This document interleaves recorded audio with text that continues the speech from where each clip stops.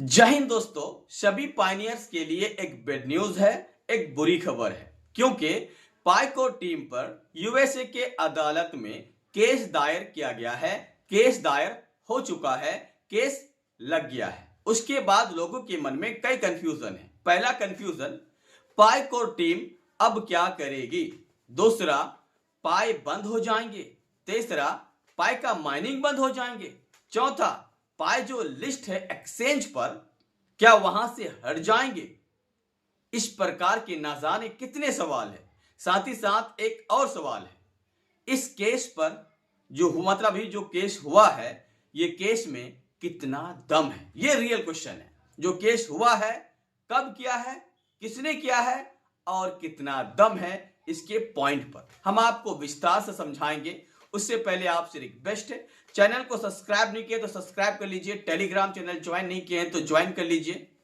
आपको डिस्क्रिप्शन में लिंक देके रखें आपके लिए।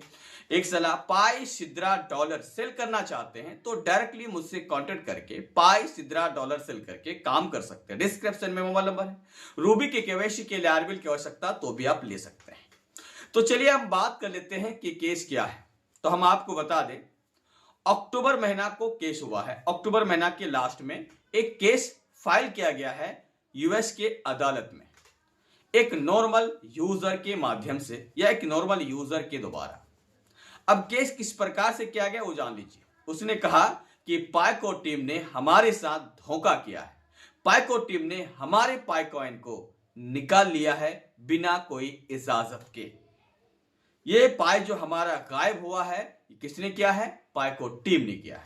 तो पहली बात, जो पब्लिक की होता है ना, वो पाइको टीम के पास नहीं होता है, वो आपके पास होता है। जो वॉलेट बनाते हैं उसके पास होता है।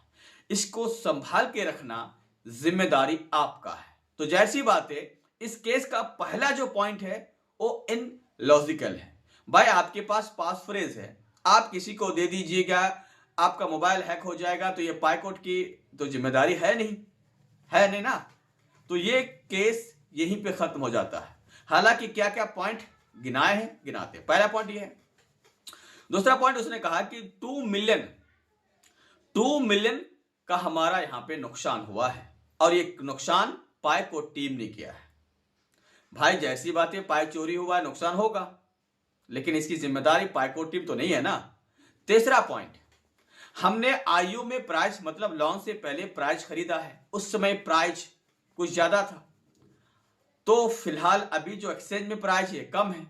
तो उसका कहना है कि पाइको टीम जानबूझकर प्राइस डंप करवाए हैं ताकि आईयू में जो पहले खरीदे वो बर्बाद हो जाए।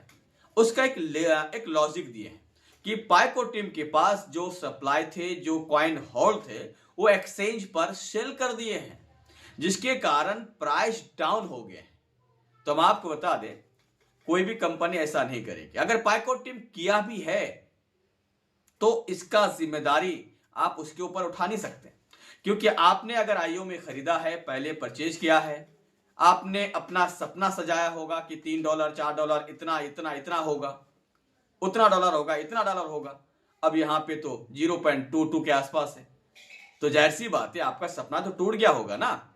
और कंपनी ने कहा कि हम प्राइस के ऊपर डिस्कस थोड़े किए हैं, ना पहले प्राइस माने हैं और ना अभी हमारे बहुत सारे इंडिया के यूट्यूबर हैं, बहुत सारे लोग हैं जो सपने की प्राइस पे बात करते हैं। ये जो आप देख रहे हैं, जेसीबी भी बात करते हैं। लगता है कि ये जमीन खोदेंगे, पहाड़ खोदेंगे और वहां से लेकर आएंगे सपने की प्राइस और कहेंगे कि जानते हैं, इस इकोसिस्टम का लॉजिक पता नहीं है, इकोसिस्टम के बारे में एबीसीडी पता नहीं है, इसको यूटिलिटी सर्विस के बारे में ए टू जेड एबीसीडी पता नहीं है, इसको ब्लॉकचेन के बारे में जीरो जानकारी है। अरे भाई, पहाड़ भी खोदोगे ना तब भी सपने की प्राइस नहीं आएगा। हाँ, अरे भाई ठीक है, अच्छी बात है, सपना सजाना अच्छी बात है, लेकिन ये मत कहना कि ये होगा। भाई, रातों रात अंबानी बनना है क्या? क्या आपको लगता है अगर सपने की प्राइस आ जाएंगे, आपके पास 500 कॉइन 500 पीआई पड़ा हुआ है, तो गुना कीजिए भाई, रातों रात अंबानी आप हो जाएंगे। अगर आपको लगता है कि आप अंबानी बनेंगे, तो फिर क्या कर रहे हैं? एक्सचेंज में ढेर सारा पा है, लूट लो, रख लो। तो इन लॉजिकल बात पे ध्यान मत दीजिए। इस प्रकार के केस होते रहेंगे, इससे कुछ होने वाला नहीं है, लेना देना नहीं है। हाँ, पाई का प्राइस बढ़ेंगे, इसके लिए आपको समय देना है, थोड़ा सा समय दीजिए, आराम से बढ़ेंगे।